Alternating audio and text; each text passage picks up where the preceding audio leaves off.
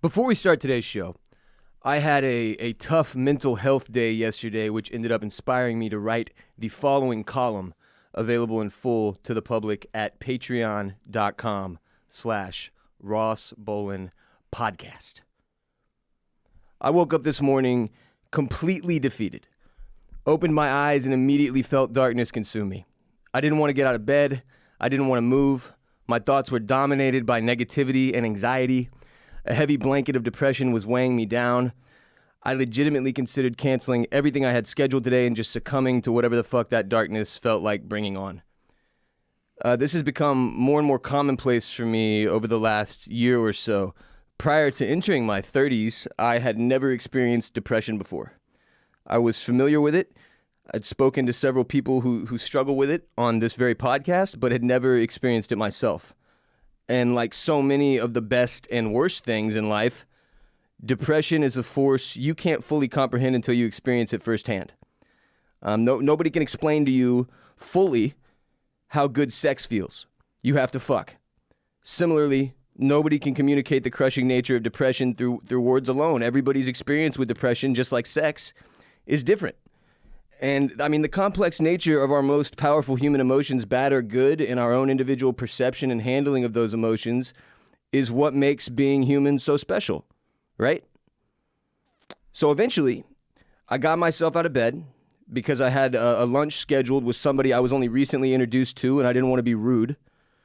I had tears streaming down my face while I was brushing my teeth, but eventually, those tears dried up.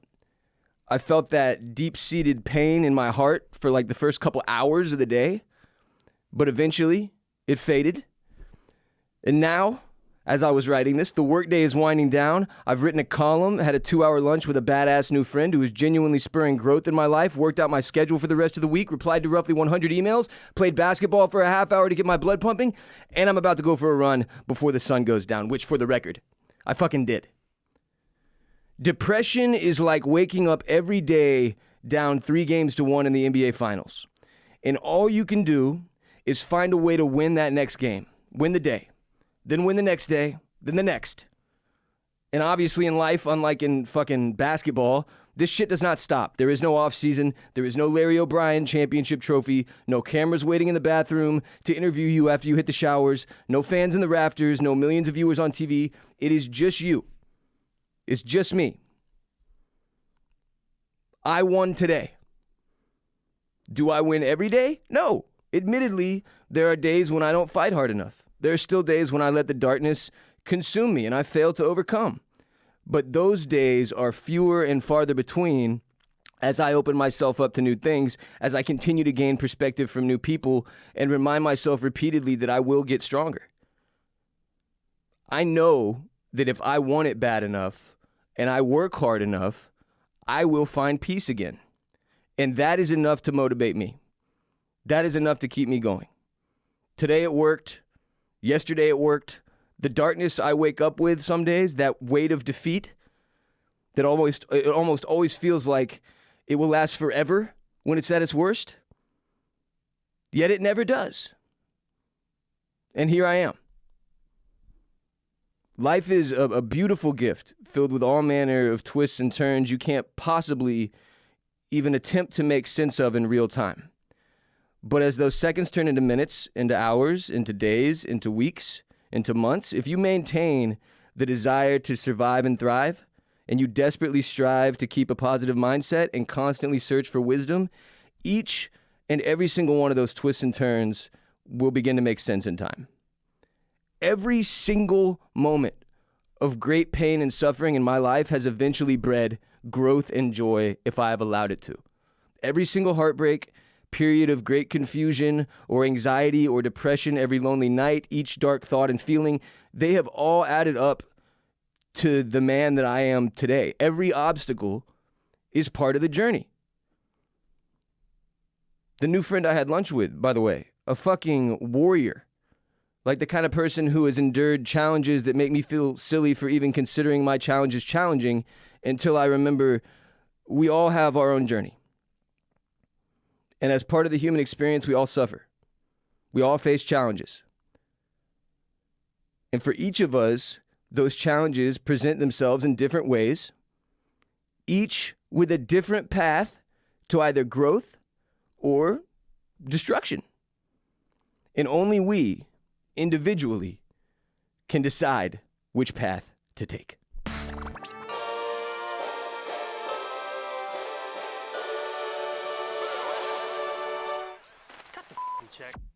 Welcome to episode 270 of the Ross Bolen Podcast, otherwise known as RBP 270, presented by Bolen Media.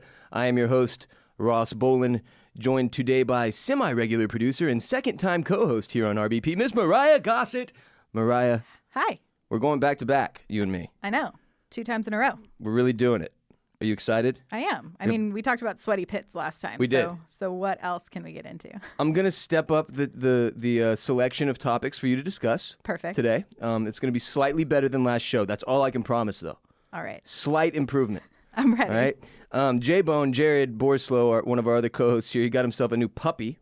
Oh. So he's living the new puppy dad life this week and taking a week off from recording with us. So hopefully he'll be back next week. He might look very, very sleepy if I had to guess.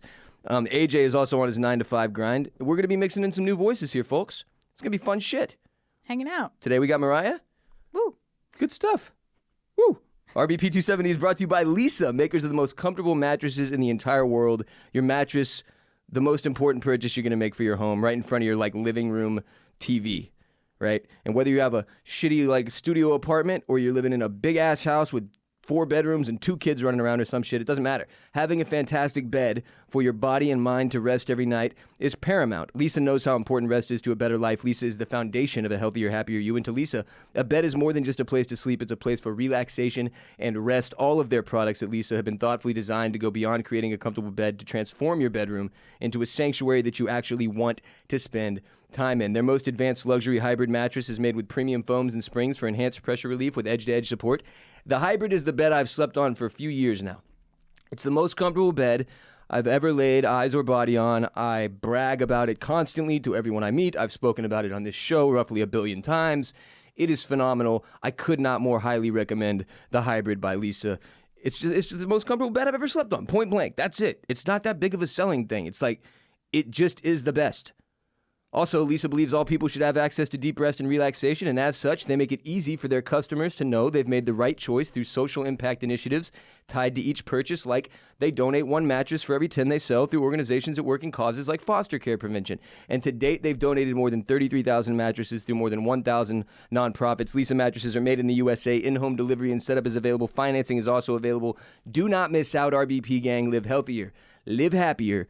By resting deeper. Order today. Get 15% off any mattress for a limited time at leesa.com/RBP. Use the promo code RBP. That's LEESA.com/RBP. Promo code RBP. Keep in mind, you also get a 100-night risk-free trial plus free shipping and returns. Some announcements and shouts. They're very limited in nature. Big happy birthday to Rachel0704, which is not like some kind of robot I met. Yeah, I was like, isn't that your other show? Yeah, no, this is it was a girl on Twitch who supports the stream and has been awesome.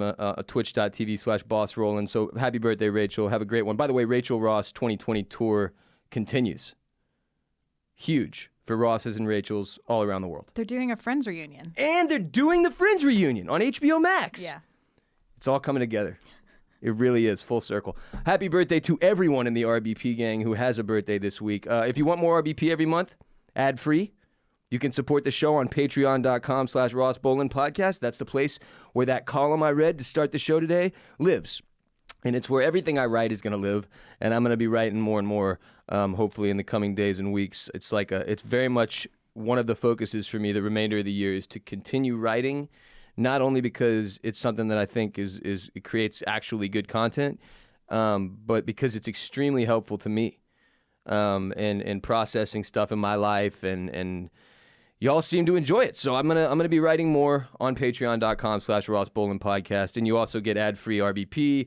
I'm gonna be interviewing producer Mike is our special guest for the month of, what the fuck is it, February, about to be March. February's special guest on Patreon is producer Mike here at Permanent Record. I'm super excited to sit down and talk with him, I believe, tomorrow now. And that'll be available on Patreon later in the week. Again, everything on Patreon is ad-free. It's all about just getting a couple more episodes of RBP a month in exchange for supporting the show. Appreciate y'all. Patreon.com/Ross Bolen Podcast. Some amends and fact-checking. Intern Natalie provided me with the amends from RBP 269. She's back. She is back. Nice. First of all, Greg Robinson, the former NFL player, I should say, who was arrested with all that weed, he actually had a third party who was an Uber driver that he attempted to take the fall for him. He texted dude and was like, listen, man, I need you to say this 200 pounds of weed is yours. And the guy was like, fuck off. So, yeah. Yeah. He's the dude with all the lawyers. Why wouldn't you just like... You got it. You're the rich guy. You're the rich guy. Do it. I'm not going to prison for 10 years for you, bro. No. Depends on the number, I guess. You know who Jay-Z is? Yes. Of course. I'm aware. Hova. You've heard of him. Sean Carter. Yeah, he has a situation with this dude he always talks about that's like his boy when they were coming up. And this dude got popped and went to prison and like didn't talk. His name's Emory Jones. Does he just like pay all his bills now? I think I'm not joking. Like, so for 10 years, you'd hear these mentions in Jay-Z songs, like basically being like, Emory, I got you when you get out, and like shouting him out and stuff. And it was just like always weird. I was like, who is this guy? Interesting. And then he got out and like, that's the play. This dude spent all that time in the can so that when he comes out, he could be like Jay-Z's right-hand dude and live that life. I mean, it paid off for him. Yeah. I'm just saying.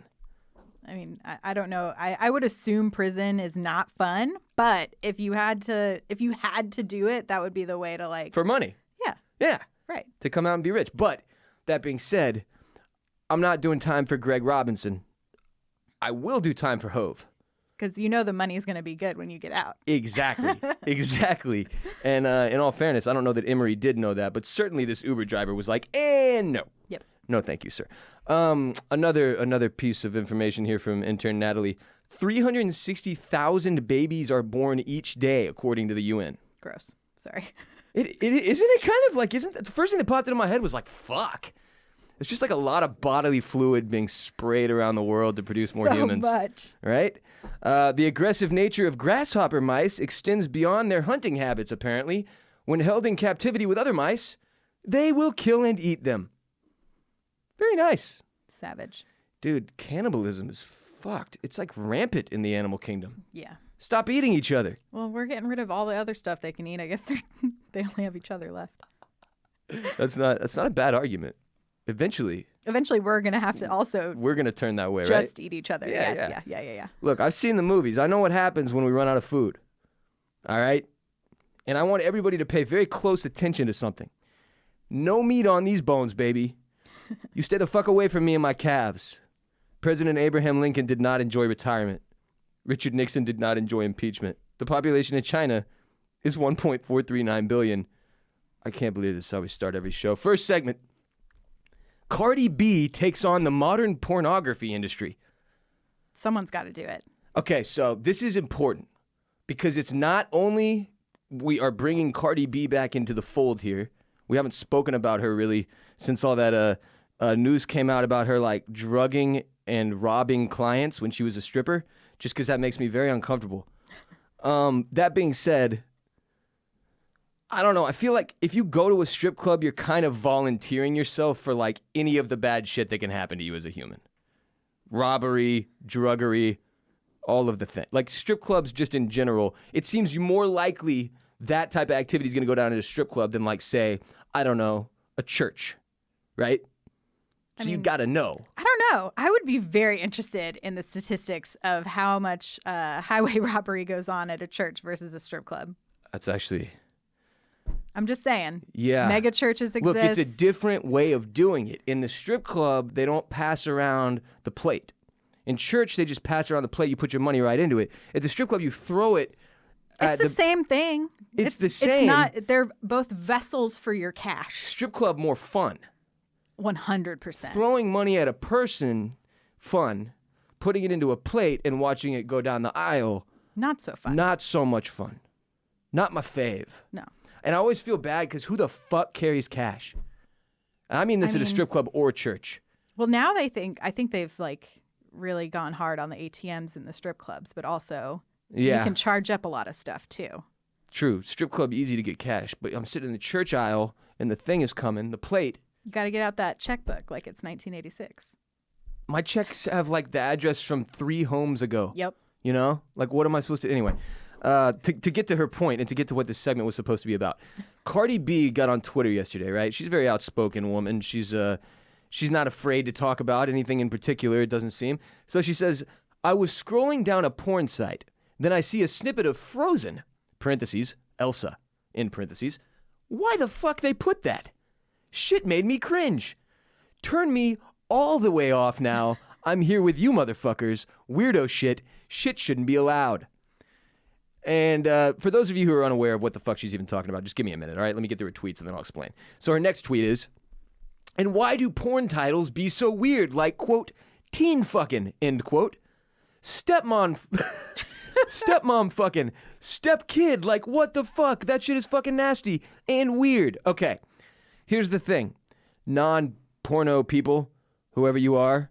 Don't yuck anyone's yum, first of all. I'm not yucking anybody's yum. No yucking.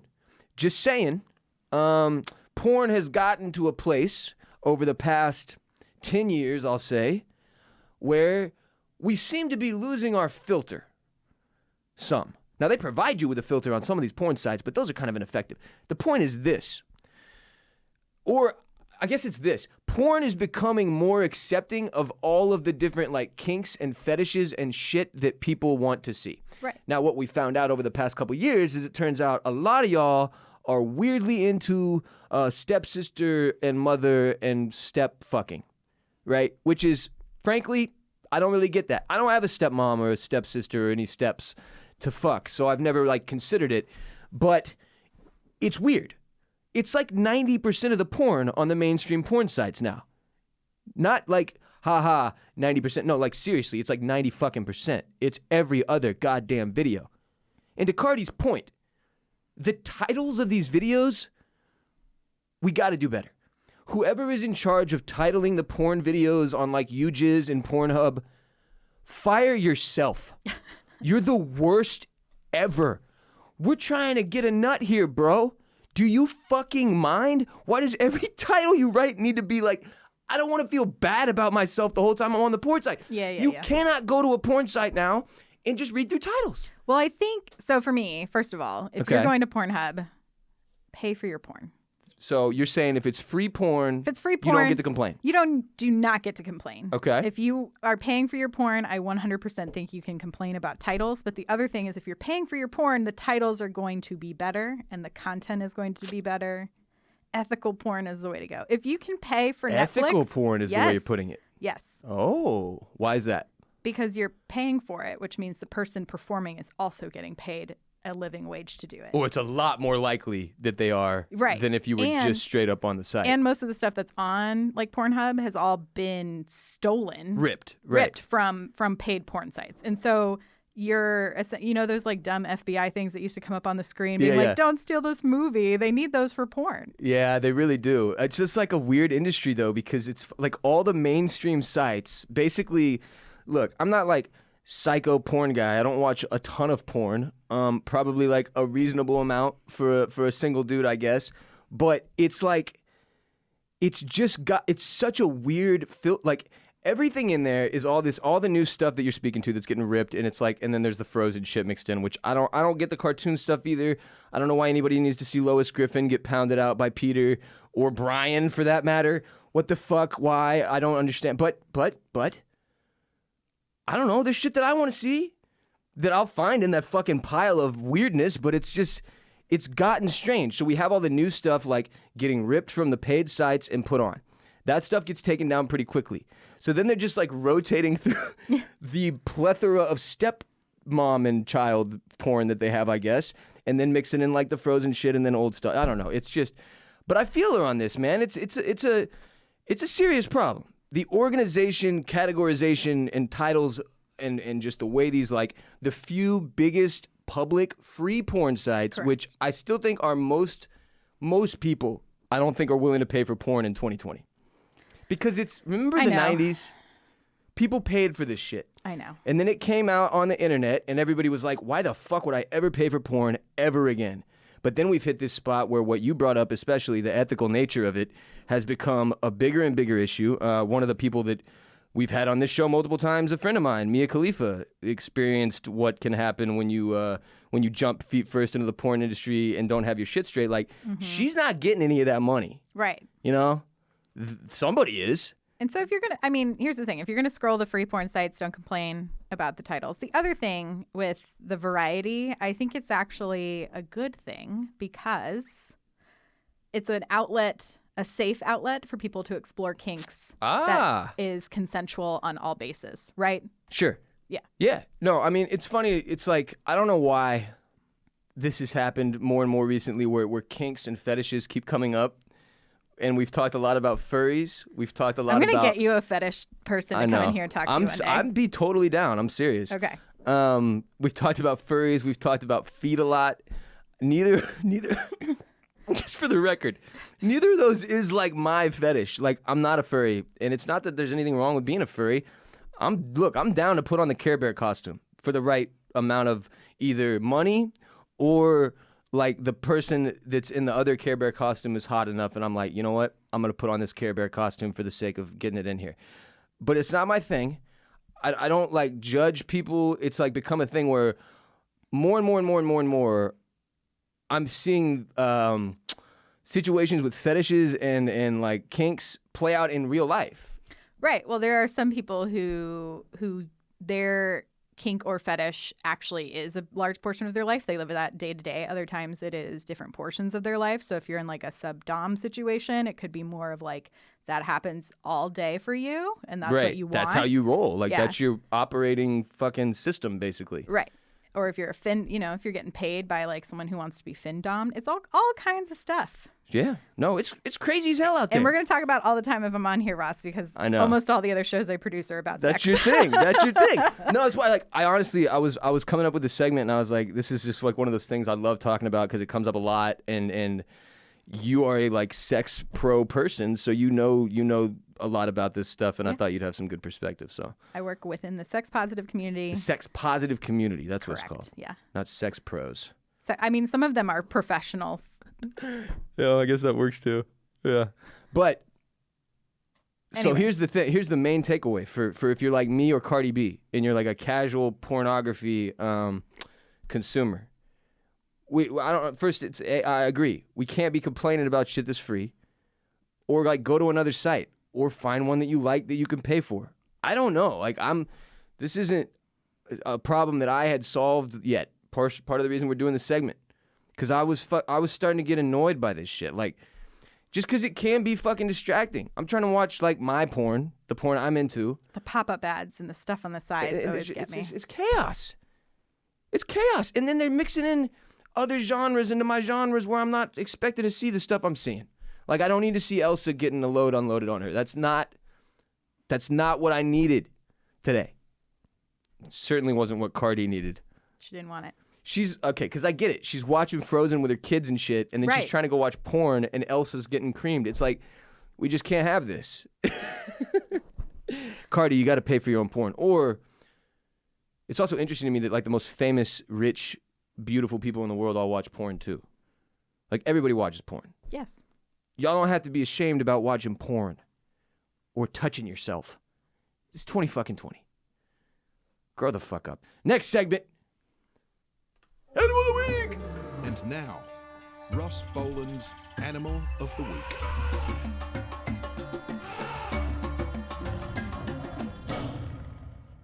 All right, Animal of the Week this week is the Satanic leaf-tailed gecko.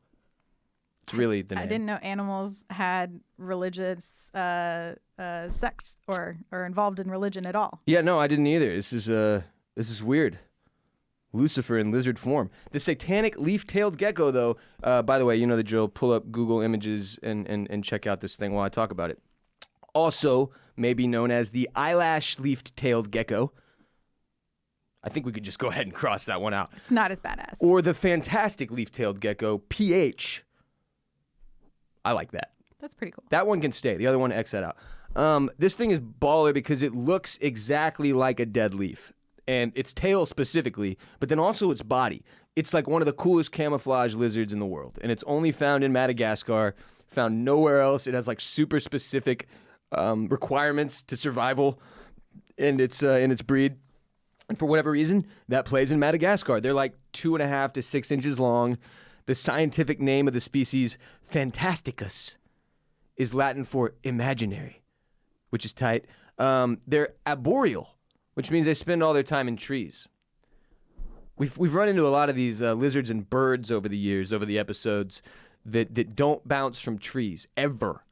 There's also some squirrels in this category. Arboreal species, they're called, and reptiles. They're also nocturnal. They spend their nights hunting for insects. They mostly crush crickets and moths, which I'm for both of those being crushed by something. I wish they would mix in the, what are those things? Mosquito eaters? You get those in your house or apartment? Those like really big, like they look like giant mosquitoes, but they're not. They're literally like mosquito hunters. Those things go around and kill mosquitoes, but they're too big. They've got all these legs and shit, and they're too visible on my walls. I feel like they're in every campground bathroom I've ever been in my life. Yeah, and I don't want to. Why have you been to so many campground bathrooms? I like to camp. Oh, you camp a lot for real? I mean, I haven't in a while, but I like to camp, yeah. This is like one of those things I want to do at some point this year is go camping. Outside, in a fucking tent. Yeah. Not a hotel, in a tent. I did it last year in July. It was hot. I hated how hot it was, but it was fun. Did you poo in the woods? No, there's bathrooms. Have you ever pooed in the woods? Yes. It's very uncomfortable. I don't like it. Not a fan. Why? Wood shitters. Never understood them. What was I talking about? Oh, this fucking lizard. This thing. Yeah, it crushes crickets and moths. It's some of the males have a notch in their tail that like further gives the illusion that it's a decaying leaf. I don't know how anything has ever eaten one of these other than by accident. It seems like they'd be more often crunched up by like herbivores looking to eat leaves by accident. They don't have eyelids. Their eyes are fucking crazy creepy. They actually use them in some ways to get predators away and scare them away. They have a transparent covering on their eyes, and they use their tongues to lick away any debris or dirt that gets up in there. Ugh. Blah, blah, blah. What if that was your responsibility to clean your own eyeball with your tongue? I hate it. I don't like when things touch my eyeballs. I can't wear contacts because of it. Oh, you're one of those? Can't deal with it. I think it's because I saw like what the fuck was it called? Clockwork Orange. Yes. Very young. Yes. When he holds his eyes open. I can't deal with it. The one that messed with me is an Ace Ventura. I Oh, believe it's the second one, When Nature poking the Calls. eye. When he's like, he does No. it for like 5 minutes. Too long. It's incredible, and the dude fucking flips out. I think it's from Nature Calls. I think it's the second one, if I'm not mistaken. But yeah. Oh, good shit though. Yeah. It's a no-go for me. No, Not touching my eyeballs. not with my tongue. Absolutely not. I've had a person lick my eyeball. I feel like everyone did in some point in like middle school. Mm-hmm. There was that kid who would like lick people's eyeballs. What? Yeah, something about high school, late middle school, early high school, Yes. where we were like, we got to lick each other's eye. I don't know why, but we got to lick each other's eyeballs. Just to see, we all have to do it to see what it's like. This is the period. I think it's mostly kids though who grew up with like who did not have the cultural feature of eating eyeballs. Who does? I mean, a lot of people around the world eat eyeballs. Really? My family is Greek. Okay. On my mom's side. And eyeballs are like a food thing? And then like my dad will eat straight up fish eyeballs all the time. No shit. Yeah. Huh. Eating whole animals. I dissected an eyeball I did that too. And in biology. Yeah, I think it was a cow eye. probably. That sounds familiar. It's pretty gnarly. But yeah, I think if you were that kid, you didn't have to eat eyeballs because then you know immediately that it's not something you really want to do. These dudes lay eggs. They're oviparous, I think is the word. I can't fucking read. I can't read. Did y'all know that? But they lay eggs, which just the idea of this lizard when you're looking at it, laying an egg is kind of, it's like cartoonish almost. They have a very unique appearance, obviously, so a lot of people get these for pets, and it's a problem. Unfortunately, it's a big bummer. Everybody's trying to get these fucking lizards out of their habitat so they can put them in little crates in their living room or whatever. I had a frog at one point. Okay, look, we don't need to have a bunch of reptiles as pets. I get it if you're like a snake person or whatever and you want to go this route, fine. I'm not trying to hate, but I am. I'm saying you don't get to do much with that.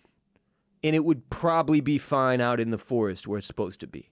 Also, if it only lives in Madagascar, why are you taking it so far from home? That's fucked. Yeah, you leave in it. Look, if it's like a fucking tree frog and there's a billion of them, you're good. Put it in a cage, whatever, fine. Name it Houdini. Let it escape a few times until eventually one day your parents tell you that it escaped from the house. But in all likelihood, They your released mom it in the or backyard. dad, yeah, or it stepped on it, or like the dog ate it or something. But I had a frog. Look, I get the appeal. I'm just saying, maybe we rethink this, especially if it looks like a dead leaf and there's only like 1,000 of them left and they're in Madagascar. Just don't buy it as a fucking pet. Just don't. It's on the WWF's endangered top 10 most wanted species list of animals threatened by illegal wildlife trade. Top 10. Dang. This lizard being captured and sold at alarming rates for the international pet trade. You forget that's even a fucking thing. You're telling me there's a guy that wakes up every day and he's like, time to find these animals to smuggle internationally to the people who need them. I mean, rich people buy weird shit. And poor people will find ways to sell that shit to rich people to get money. Yes. Yeah. Anyway, that's your animal of the week, the satanic leaf-tailed gecko. You'd think the name would deter some people from wanting it, being like, oh, it's Satan's lizard. Maybe it's like mad Satanists buying up these lizards. Oh. Yeah. Just straight up like worshiping Lucifer and dancing around with these lizards. Putting one on each shoulder. I mean, that sounds kind of fun. Does so I don't sound know. kind of tight. Like something I'd get down with Keith from the Righteous Gemstones. Yes. Shouts to Tony Cavallero. I don't know when that dude's going to be in here, but at some point it's going to be weird. I can almost guarantee that he like makes me take my shirt off or something strange. If you don't know who I'm talking about, I'm sorry. Moving on. RBP 270 is also brought to you by Felix Gray. I constantly have my face in a screen literally from morning to night, every waking hour, every waking second. It's fucked up. I'm one of those like 10-hour screen time people. There is no cutting back. It's not an option. I'm on my computer for work. I'm on my phone for work. I'm watching TV for entertainment. I'm playing video games on my computer. And too much screen time obviously results in tired eyes, dry eyes, headaches, blurry vision, trouble sleeping. And that's very much a thing for me. By the end of the day, I've worn contacts since I was like 12 years old. And my eyes get tired. And I'm staring at screens on top of that. And when I take out those contacts and throw on my Felix Gray blue light glasses at the end of the day, my God, it is legitimately instantaneous relief. All of these symptoms that I just described to you, the headaches, the dry eyes, the blurry vision, the second the contacts come out, the Felix Grays go on, boom! It's over, baby. You got to get you some of these. I mean, if you don't have contacts, if you're not as unfortunate as I am to be like close to legally blind, they're still incredible. They have non-prescription, prescription. They launched in 2016 with a singular focus of offering the most effective computer glasses on the market with all the quality of brand-name designers. They quickly became the internet's favorite blue light glasses. They filter out 90% of high-energy blue light, eliminate 99% of glare coming from screens. Felix Gray does. That's one of the things about Felix Gray that you will notice, by the way. When you put these on and you're looking at your computer screen or your TV screen or your computer or your video game system, whatever, you're going to notice that there was glare on that shit that you didn't even know was there because the Felix Grays are going to eliminate it, and you're going to be like, oh shit, I can see my screen better. It is wild, truly magical. Unlike other brands who use blue light, cheap blue light coatings that are ineffective and can chip or scratch, Felix Gray uses a proprietary blue light technology embedded directly into the lens. Like I said, prescription, non-prescription, readers. Felix Gray has you covered with optical glasses for work, and they have sleep glasses for in the evening that are clinically proven to increase melatonin secretion when worn leading up to bedtime. Why would you buy glasses from a company whose sole focus isn't making glasses? I trust Felix Gray because they make the best blue light glasses in the game. Go to felixgrayglasses.com/RBP and get a pair of blue light glasses from the pros. Shipping and returns, totally free. That's FELIXGRAY glasses.com/RBP, felixgrayglasses.com/RBP. Next segment. Insane headlines of the day. We're going to need to move through these at a relatively rapid clip. As I was building the segment, I kept finding more. There is a lot this week. Here's your first one. Zamboni driver David Iris earns win as emergency goalie for NHL team. This is one of my favorites. This is dope. This dude got called in to play goalie, midway through the second period. Okay, here's the story. I just have to fucking read it. It's CBS in Boston that covered this local story. It's this dude's in the stands, right, with his wife. Carolina Hurricanes goalie James Reimer goes down with an injury. All of a sudden, his phone's blowing up. He's got to go. He's got to go leave his seat. He's got to get half dressed into his gear on the off chance that something might happen to their second option, Peter Mrazek. So midway through the second period, our Zamboni driver notices his cell phone blowing up. What he doesn't realize is that Mrazek has been in a scary collision. He's hurt. He collided with Maple Leafs forward Kyle Clifford. He's down on the ice. So next thing this dude knows, he's a 42-year-old Zamboni driver. The Zamboni driver is the guy who comes out after the second period and Clean the fucking ice. smooths out the ice. Yeah. Yeah. So you can get your ass back out there and skate. This dude is it'd be like, there is no equivalent. It'd be like if in baseball somehow you were allowed to like call in the janitor from the fucking janitorial closet to come pitch relief. I will say though, a lot of Zamboni drivers are like former players, or maybe didn't make, like the pro team, but play on like a different team, but you get to like still work at the rink. And so that makes it's like sense. This checks out, but it's still like every middle-aged dad hockey fan dream, right? Yeah. It's the dream to get called in from the rafters and then be the goal. And it's like, if you're gonna do a sport like where you could literally just be thrown into it and maybe have some success, it's probably goalie in hockey, right? Oh no. No? You have to be willing to get hit in the face by a puck coming at you at like 60 miles per hour. But in terms of success rate, if you're a relatively robust human, they put you packed up in there, and I then would you're just pay to see you try to move in goalie, I wouldn't be able to. goalie equipment. Oh, absolutely no chance in hell. Absolutely. On skates. In with my legs and shit, like, no, them dudes are crouched, sliding back and forth, the craziness. Yeah. No. But I'm saying, if you put me in the net and you pack me with all the pads, like, I might stop a puck. It might kill me, but I might stop a puck. I've got a chance. Call me in from the stands. This dude got paid $500, and he gets to keep his jersey. Nice. Seems like I mean, I would hope he gets to keep his jersey. It's his jersey. I'm keeping the fucking jersey. Yeah, I went in there and I took a bunch of pucks for you. This guy had a kidney transplant 15 years ago and wasn't sure if he would ever play hockey again. He's been a practice goalie with the Leafs and the club's American Hockey League affiliate, the Toronto Marlies, for the last 8 years. So it's not as if it was some random Zamboni driver who's never played hockey before. It's like the dude knew what he was doing. But it's still incredible. I mean, what an experience. Just ridiculous story. Cool sports story. Especially because they won. It wasn't like, I got to play a couple periods. That would have been cool. And I gave up 9 goals. Yeah, right. That didn't happen. They legitimately won the game. So, no, it's pretty crazy. Pretty crazy. Next headline. Daredevil Mad Mike Hughes killed in homemade rocket crash. So beyond the loss of life, which is obviously unfortunate, rest in peace, Daredevil Mad Mike Hughes, this is a wild story. This dude... well, he's like a flat earther, right? Yeah, he's like a flat earth truther on top of like this rocket building stuff, and it's like, okay, so he built a steam-powered rocket that didn't work. He was 64 years old, attempting a, quote, cosmic quest to explore the final frontier on a shoestring budget. That's your problem. For the new Science Channel series titled Homemade Astronauts. No. Science Channel, what are you doing? No, you see the astronauts, they go to NASA and to wherever in Florida. They're not homemade. They don't get made at home. I saw October Sky 14 times in high school, thanks to whatever that science teacher's name was I had. Every time he came in hungover, he'd just throw in October Sky. We were like, oh, good. Jake Gyllenhaal building rockets again. This has a lot to do with science. I also watched that in physics class a lot. Over and over. Like, the dude literally would come in hungover once a week and be like, no, October Sky. And just go to sleep on his desk. Public school.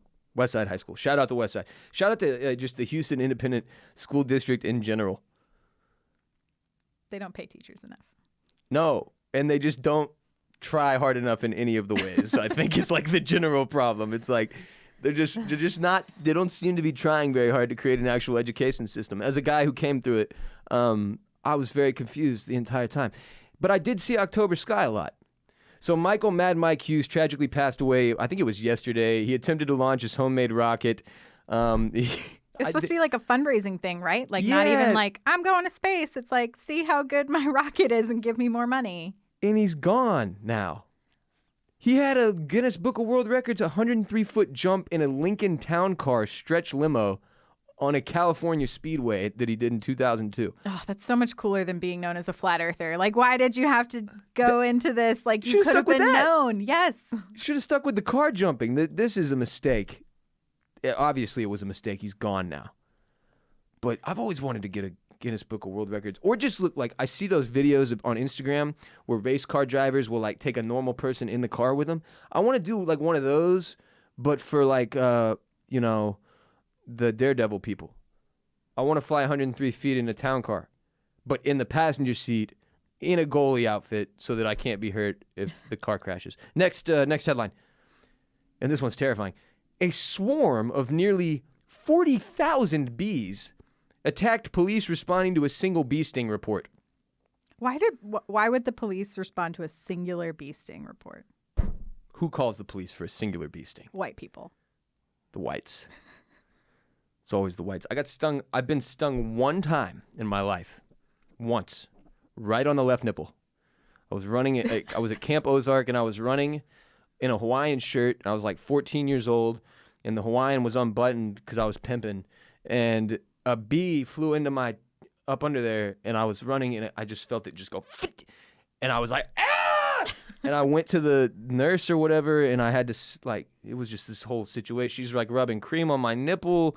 It's like a sexual moment for a child. It was just strange. Anyway, that's the only time in my entire life I have ever been stung by a bee or a wasp at all. One time. Well, as we said earlier, I've spent time in the outdoors, so I've definitely been stung by way more bees. Yeah, but not 40,000 of them. No, not that many. No, this is a group of firefighters and police responding to a bee sting. Again, unclear on how that happens. Attacked Thursday by a swarm of 40,000 Africanized bees. 3 of the first responders were rushed to the hospital. Again, why are there first responders to a singular bee sting? It must have been somebody allergic, got bit by one bee, went down. Right. Because you know how when like anytime it's like a possible ambulance situation, they'll like send a fire truck or a cop or whatever too. It's like it must have been that. And then they were like, well, let's take a look, see in here. It looks like there's, maybe one more bee over here. And like took off a panel and we're like, dear God. And the whole fucking house just filled with bees, 40,000 of them. I like how the beekeeper's just like, yeah, I got rid of them. It's like so casual. It's like all of these first responders are like 40,000 bees, aggressive bees. This beekeeper coming in, saving the day. Safely removes the hive so that the bees could not return back to it, obviously. They don't want 40,000 bees up in a residential area. One of them was stung. Look, this is not that bad considering. Quote, no one got it worse than the first firefighter who arrived. The bees stung him 17 times. Yo, that is not that bad. Do you know what I watched the other day? That Jackass clip from when they put all the bees inside the limo. Oh, my God. And then they put the marbles out underneath the door. Yes. Yeah. Yes. I think all those guys got stung way more times. Oh, way more than 17. Also, big shouts to Jackass. Those dudes, a few of which are dead now, that was the funniest shit, man. You can go back and watch those, and they are still ridiculously funny. Yes, 100%. The pranks these fools were pulling on each other, the shit they were making each other do. Doesn't one of the movies start with, what's the guy who got addicted to the air spray called? Steve-O. One of the movies starts with, like, Steve-O putting, like, a mouse costume on his penis and then getting a snake to bite it. That's how they start the film. Ugh, stupid human tricks all the time. Seriously. And for whatever reason, like, I can't get enough of that. I'll watch Steve-O put a mouse costume on his penis and get bit by a snake any day of the week. I think they're making another one. Oh, no way. I think so. That'd be huge. We need one more Jackass movie. Their bones are so old now. Did you ever watch CKY? I did, yes. I watched a lot of that too. Yeah. Shouts to everybody who watched CKY. That was like too much. It was a lot. It was like one step away from mainstream before Jackass. Then they figured out like, okay, we need this angle. Here's how to be palatable. Yeah, so that people aren't just like disturbed the whole time. Yes. But CKY was a lot of fun. Also, Haggard the movie is one of the greatest movies ever made. Just to relay all this back into Jackass somehow. Anyway, 40,000 bees. It's a lot of bees. 40,000 bees. And only 17 stings for that one dude. 40,000 bees, 17 stings. Huge win. Huge. Especially, they were aggressive. They weren't that fucking aggressive. If there was 40,000 of them and they only got dudes 17 times. Happy for everyone that survived. And huge save by this beekeeper. Beekeepers are dope. Beekeeper. I had a friend who in college who was a beekeeper for like this kind of big honey brand in Georgia. No way. Yeah. And he He's like the coolest person I've ever met, and I was like, I think you just have to be a cool person to be a beekeeper. Yeah, he used to like study wolves, and then he became a beekeeper, and now he like leads a symphony orchestra. Dude, people do really interesting shit with their lives. You just have to like look around. Yeah, bananas. Like, that guy was like, I'm gonna study the wolves. Yeah, he just like tracked wolves in like a national park for a year. Now I'm gonna do symphonies. Okay, get that guy on the show. We need a beekeeper, a furry beekeeper. That has to exist, right? If you're into those suits. Come on. Right? Come on. For sure. One of them. Let me give due and proper credit to this professional beekeeper. Climbed a ladder, which up to the roof of a 4-story Hampton Inn. Okay? Sprayed the bees with CO2 and foam extinguishers to safely remove them from this area. Huge save, beekeeper. Good on you. Next segment, final segment. Oysters, Clams, and Cockles teaser. So on last week's episode of OCC, otherwise known as Oysters, Clams, and Cockles, it's our television and film podcast here at Bolen Media, my co-host, Mr. Barrett Dudley, and I, we ranked our top 5 Brad Pitt movies of all time. This is a thing we do. We pick an actor and actress here and there. Not every episode, but a lot of them, and we do their top 5. And I wanted to share with you today our conversation ranking those movies, which here's the reason why. The main reason why I want to share it. It begins with a total misread, leading to one of the funniest moments in the history of Oysters, Clams, and Cockles, and a larger debate, which is raging on Twitter at the moment and Instagram. Let me preface this by saying, Barrett has been one of my best friends for 17 years. Like, it's a long ass time. not very many people know each other better than me and this dude know each other. Like, I know dude very, very well, and never in a million years saw this coming. Okay, here's your clip. All right, now it's time to do a top 5. I really hyped this at the top of the show. You did. There's a reason for that. This man recently received his first Academy Award for acting. You're talking about... His name is Bradley Pittsburgh. Yeah. You may know him as Brad Pitt. That's how I know him. That's how I have him saved in my... That's how I have his number saved on my phone anyway. Yeah. You guys had the same hairstylist. Right. That's all right. Yeah. That's right. I tried. Brad Pitt recently won Best Supporting Actor for his role in Once Upon a Time in Hollywood, Quentin Tarantino's film that we covered on Movie Club on patreon.com/Oysters, Clams, Cockles a few months back. Had a great time, thoroughly enjoyed it.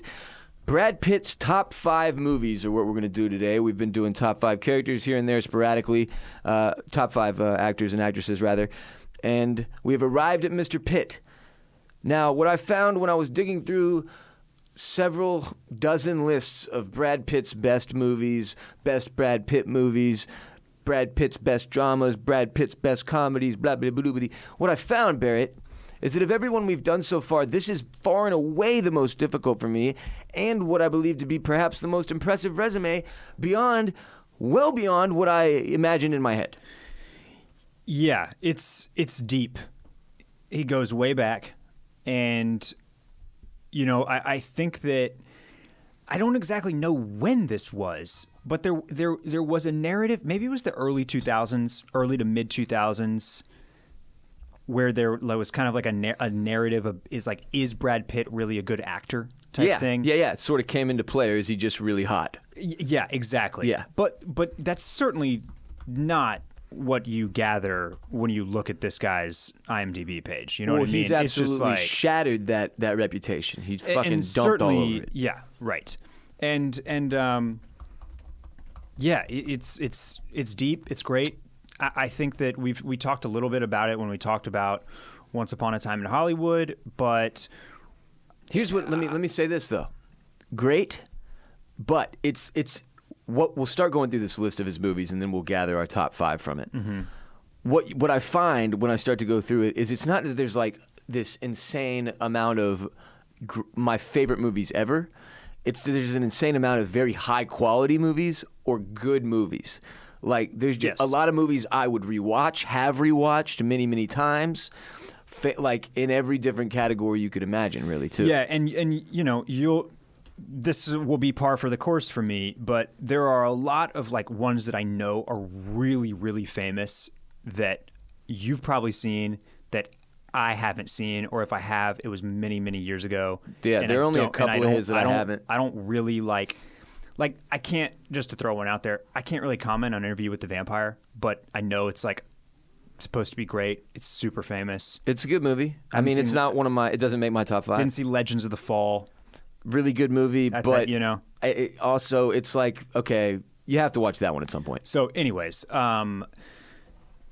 so I just feel like my personal relationship with Brad Pitt is more with his more modern, his newer stuff. Yeah.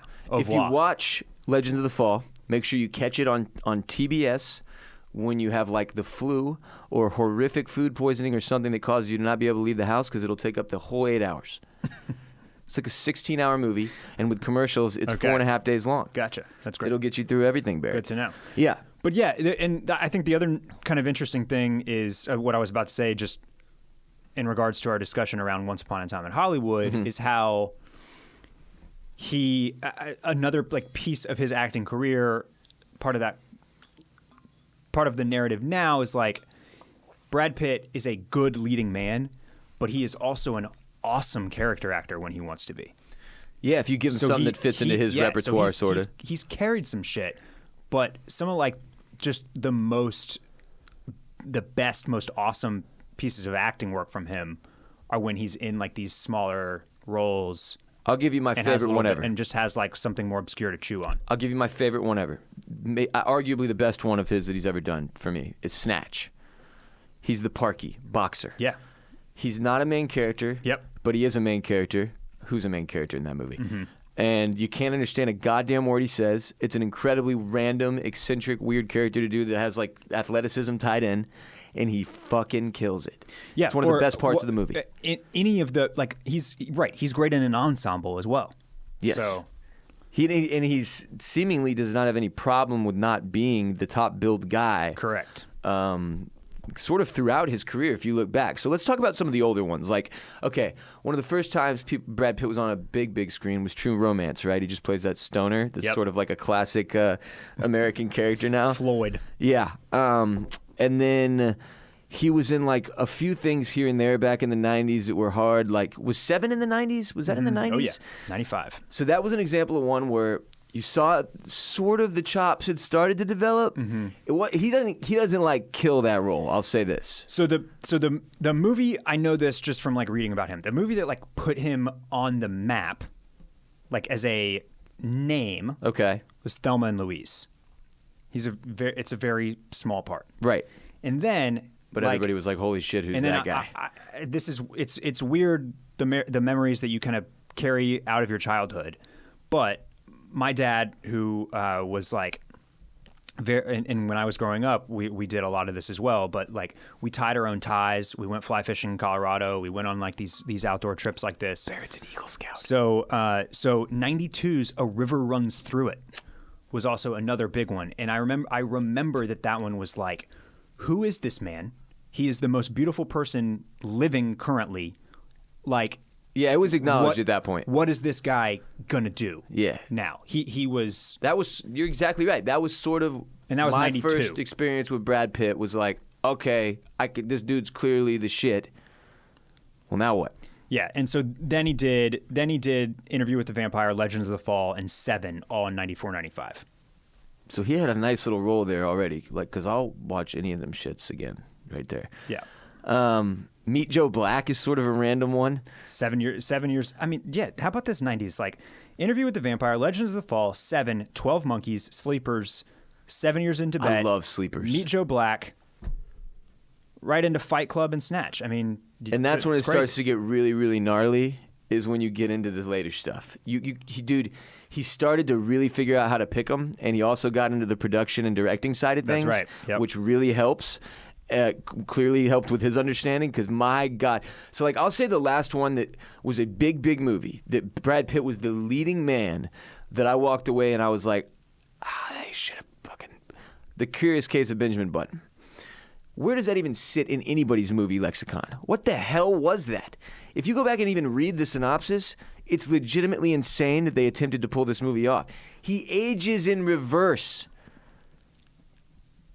I got you want me to just drop a bombshell on you right now? I don't care if you've never seen it. It's my number one. How? Benjamin Button is your number one Brad Pitt movie ever. Okay. Well, I need your case. I have a curious case of how that's your number one. Okay. First of all, you should know that he was nominated for Best Actor in that movie. Was he really? Yeah, and I think the movie was nominated for Best Picture as well. Okay. Your number one?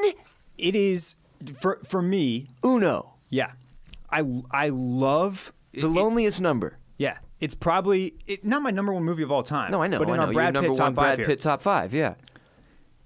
Incredibly well acted, and for me, I think it was the first time that I was like, "Oh shit!" Like Brad Pitt really can be like a quote unquote actor. More than just eye candy. Yeah, you know. Second, I can see that. As far as like, I love the message of the movie. There's a quote from this book in the movie about basically never being scared to, like, no matter how old you are, to look at your life, say to yourself, this is not what I want or what I want to be doing, and have like the courage to change it. Right. So as far as like kind of corny inspo, sure, put it on my Pinterest board type shit, I love what this movie has to say. Okay. Second or third, it's just like it's for me on my overall list of movies. I think it's criminally underrated. I can't believe I shit all over it. So I think I give it extra love because I think people do have, like, you know, now a lot of people don't think it's a great movie. And to be fair, it wouldn't have shocked me if it was in your top 5 Brad Pitt movies, but it does shock me that it's your number one, just considering the company. Also, to be fair, I haven't watched The Curious Case of Benjamin Button since college, probably. Mm-hmm. I was a completely different human being. I might love it now. Yeah. Also, to be fair, guy who complains about movies being long, that movie is long as hell. It is. Is that a David Fincher? Is it David Fincher? Pretty sure it is. The Curious Case of Benjamin. Well, that makes a lot of sense. David. I hadn't. That's yeah. Yeah, there you go. How about, I'm just confirming that before we watch. Yep, directed by David Fincher, screenplay by Eric Roth. Eric Roth. What was the deal? How does it work? He ages backwards. So he's born old as hell. Yeah. And then at the end of the movie, he's a baby. Yeah. Yes. It is. It's weird, but as far as like kind of out there concepts go, okay, it's really, really fascinating. Like the love of his life, like their relationship ends because he's a baby. Because they're moving in opposite directions. So he's like Keith. Even though they both like fall in love when they're 30 years old or whatever, they then have to deal with the fact of what's happening is that he is like aging to become a young boy. And she is becoming an older woman. So it's just like, that's a different problem. I don't know. It's really, you should definitely watch it. I'll watch it again. All right, I will. All right. Since it's your number one, I respect it now. I feel like I fucking have to, especially after I just literally pooped on it. Again, I'll add, I think I probably give it extra love because I know that there's a lot of, it's not universally loved. Right. No, clearly not. Yeah. Clearly. Okay, let me throw out some other really good ones and see if any of them made your top 5. Okay. And they're ones that didn't make mine, but they're really good. Okay. Moneyball. Really good Brad Pitt movie. Fantastic baseball movie. Jonah Hill's awesome in it too. This was one of the ones where I was like, yo, this guy can carry for sure. He's badass. He can do a character. He can kill it.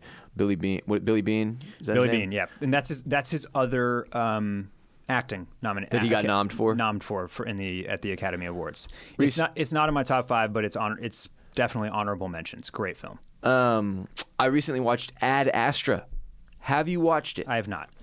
I thoroughly enjoyed it. Also get why it got a lot of heat. Mm-hmm. But if you're gonna like smoke weed and watch a Brad Pitt movie for 3 hours, this is not a bad way to spend your time. At all. I thought it was cool. The message in particular of it was cool. Mm-hmm. Cheesy, corny, silly a little, yeah, sure. But I love outer space shit, man. You put Brad Pitt in outer space and I'm there. How did it compare? Because the trailers always gave me like big Interstellar vibes. How did it compare? I mean, it borrows from some of like the similar. It plays with some stuff like that, but it's not. I wouldn't even. Nah. Okay. Other than that, they're both in outer space. Gotcha. Nah. It reminded me more of that Clooney movie. Wasn't there one where he was in outer space? Everybody's been in outer space recently. Solaris, was that it? Or Gravity? Gravity. That's Sandra Bullock, but he has a small role in it. Yeah. Oh, yeah. Small, but important. Mm-hmm. No spoilers. Anyway, that was really good. I liked that Astra. And the music in particular, I just thought it was a good movie, man. I really liked it, but it's not my top 5. Burn After Reading, really fun movie. I love everything those dudes make. Yep. Brad Pitt's character's fucking hysterical. Yep. The overly intense, like, howdy doody workout trainer. Love it. I don't know if it was the first time that he ever took a role like this, but that one stands out to me as the first time that it's like, oh, Brad Pitt. That was like, not only is he one of the best looking dudes in the world, now he's totally willing to kind of like make fun of his public persona And play a dumbass. Yeah. And just kind of like do these kind of quirkier roles. Yeah. You want to know one that's great for him that I have to go back and watch, that I've mentioned before that I need to go back and see again, is The Big Short. Doesn't make my top 5, and it's one that I must have seen it at a weird time or something. So The Big Short is... Because it didn't stick with me well enough. It's not that I didn't enjoy the movie. It's that I don't really remember it, frankly. Yeah, The Big Short is one of my all-time favorite movies.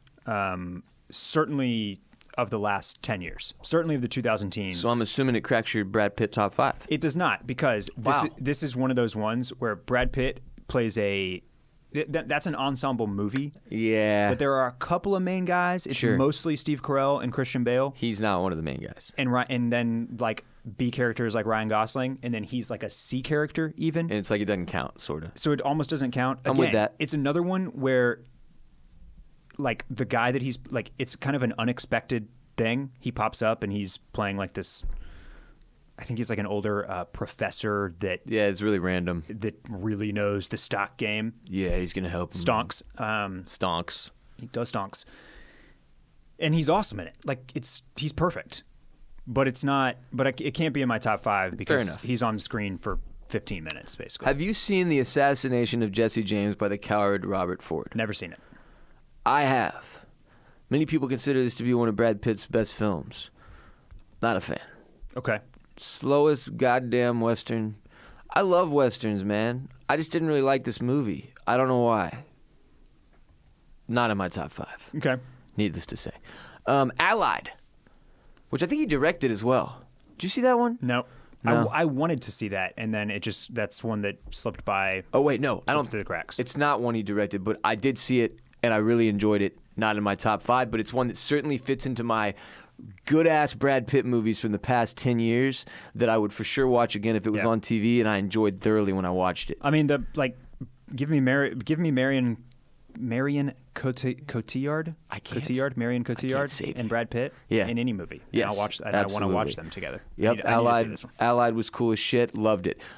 Fury, on a similar note, very cool movie. I think that is the one he directed, if I'm not mistaken. Okay. I'm just going to say he directed every one of them from here on out. Fury was really good. Not in my top 5. Badass war movie. Different story I hadn't heard before. Cool angle. Very well executed. Awesome movie. So again, like you start to see this list of really solid films he's built over this past several years in particular. And then we can get into the ones that did hit my top 5. I'll give you my number 1 first. After much debate, my number 1 Brad Pitt movie is Inglourious Basterds.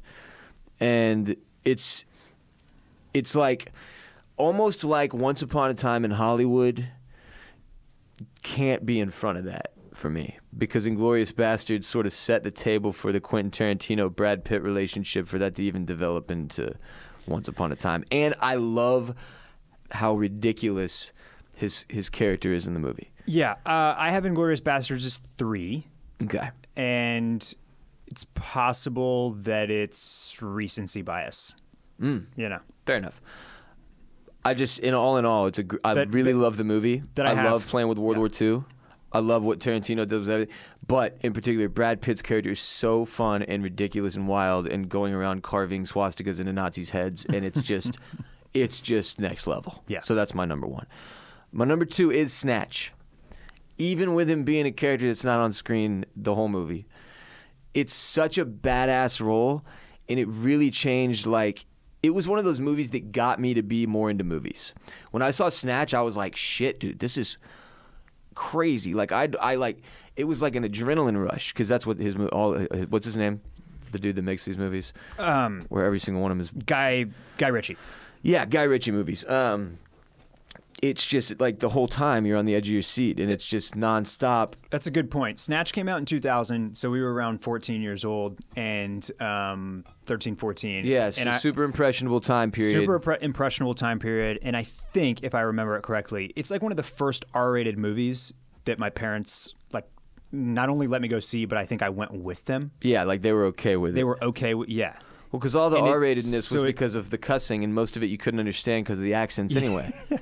So you were good. And so it definitely is one of those, as far as movies in your formative years go, it's one of those that's like, oh man, movies can be crazy. Totally something that I knew nothing about and didn't know to expect. Out of nowhere, completely random, crazy-ass characters coming in out of nowhere, right. wild lines. Yeah. It was just the first movie like that I'd ever seen. Snatch is one of my favorite movies, and as a result, it bumps it up my list all the way to number freaking 2. Fight Club is number 3. I could have put it at 1. I could have put it at 2.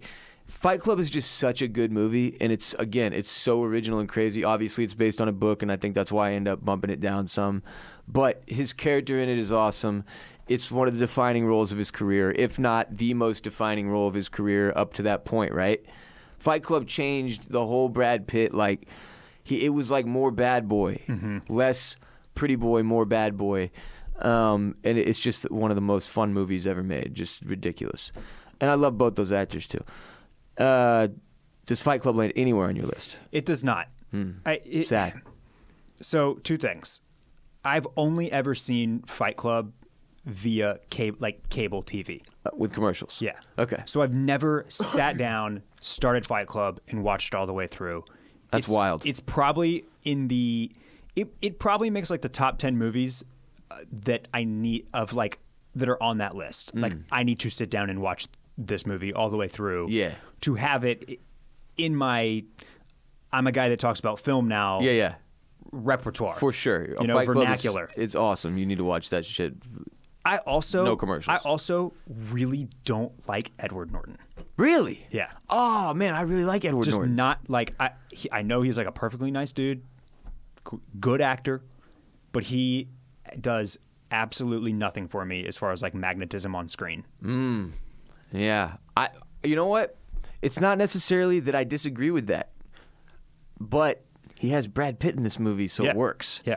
But also I'll say American History X is a pretty incredible movie. But other than that, I don't have a whole lot of Ed Norton movies up in my... it's possible also, you know how you just sometimes you cannot separate an actor from a movie? Yeah.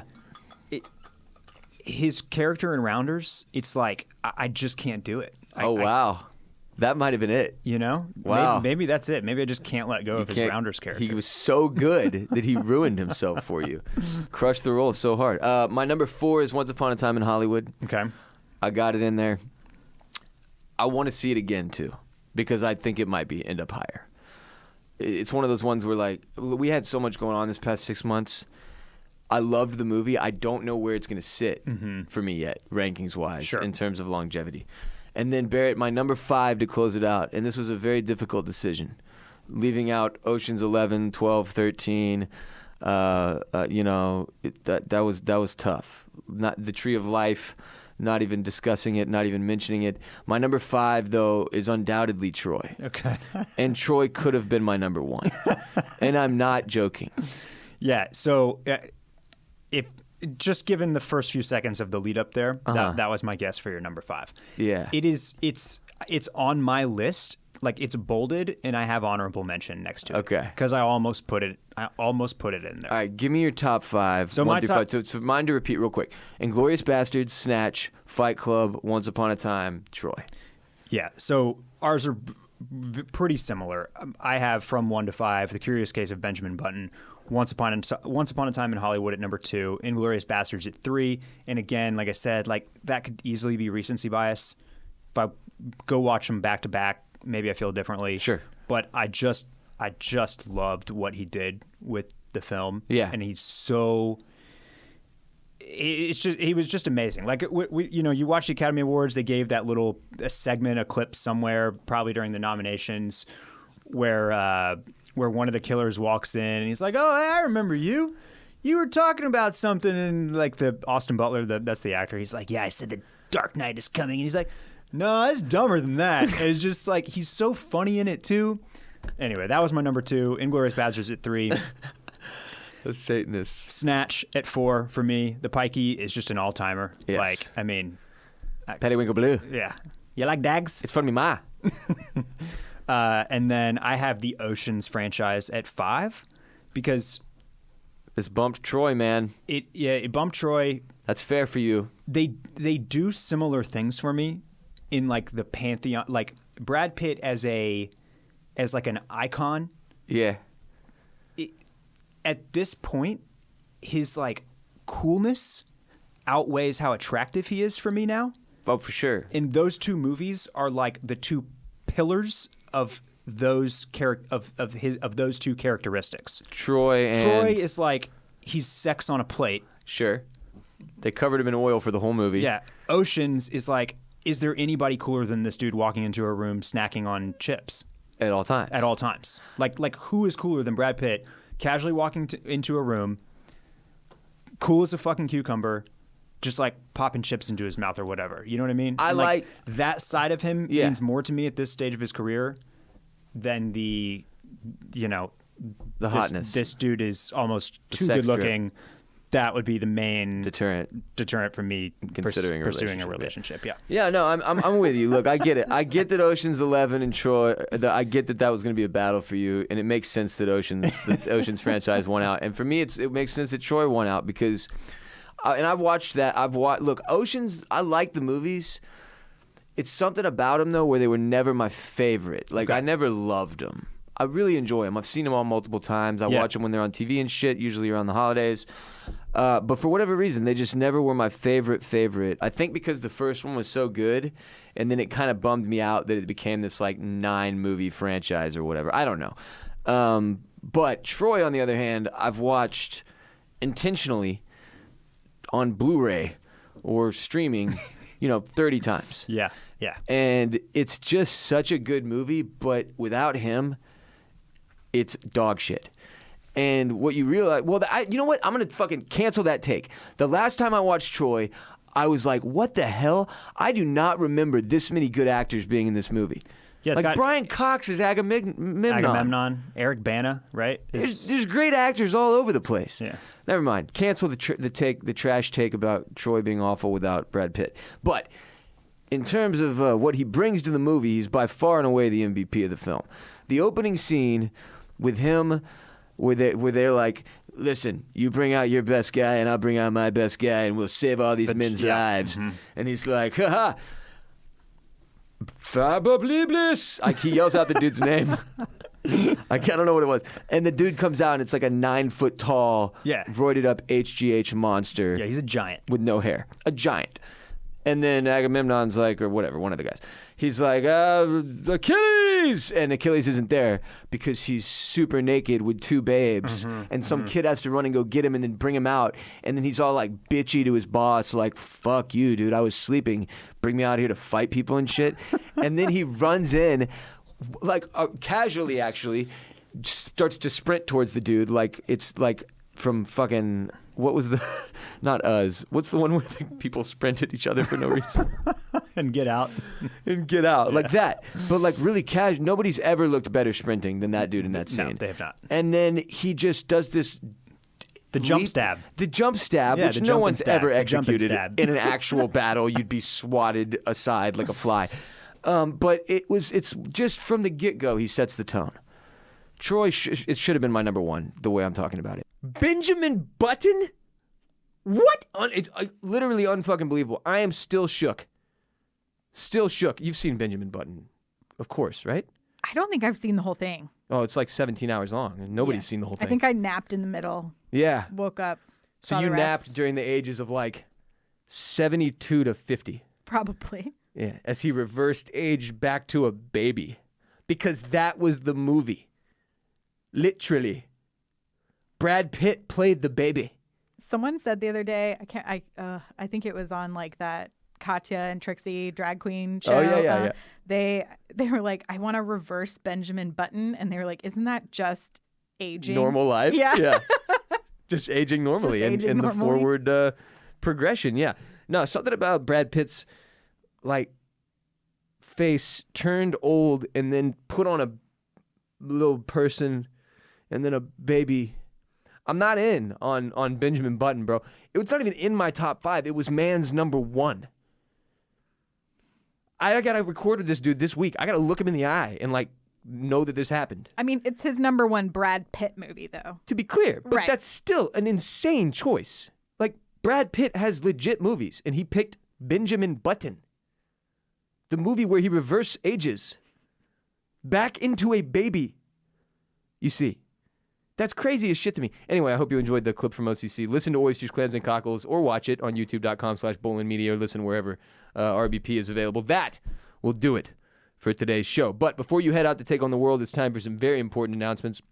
First and foremost, if you want more RBP every month, advertisement free, you can support the show on patreon.com/Ross Bolen Podcast, and in exchange, you'll get more premium RBP only for supporters on Patreon. Thank you to everyone on patreon.com/Ross Bolen Podcast for making this show possible, for supporting us, for keeping Bolen Media moving in the right direction.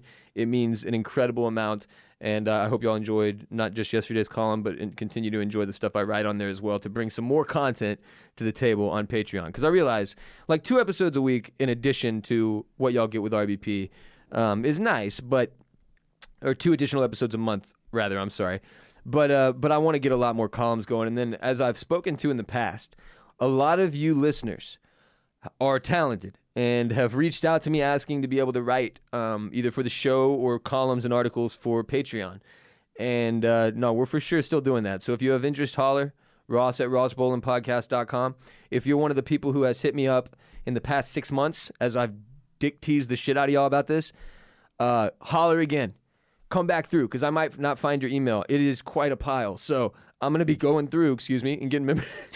Just burp into the mic to end the fucking show.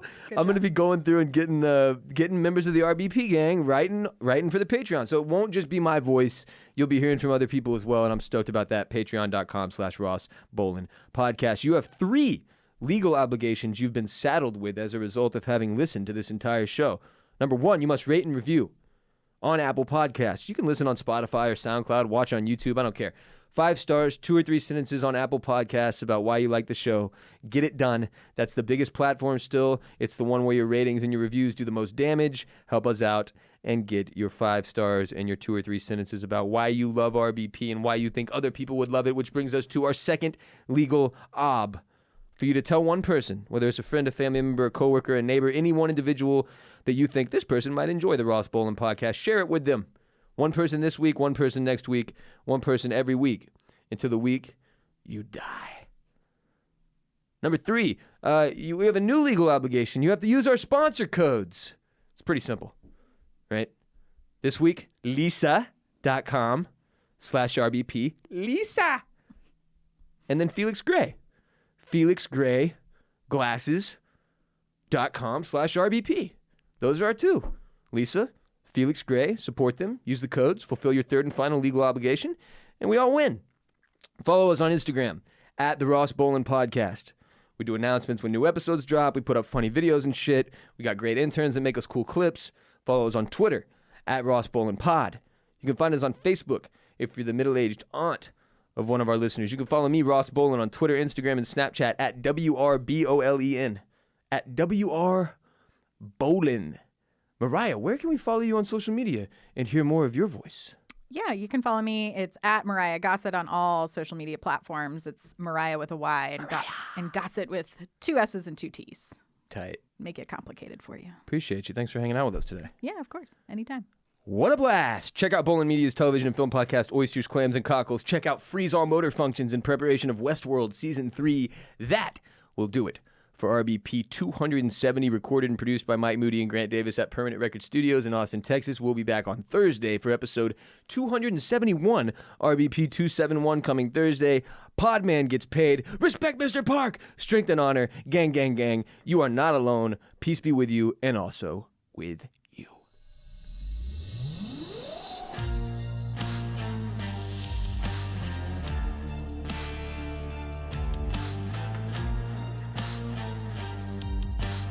Peace be with you, and also with you.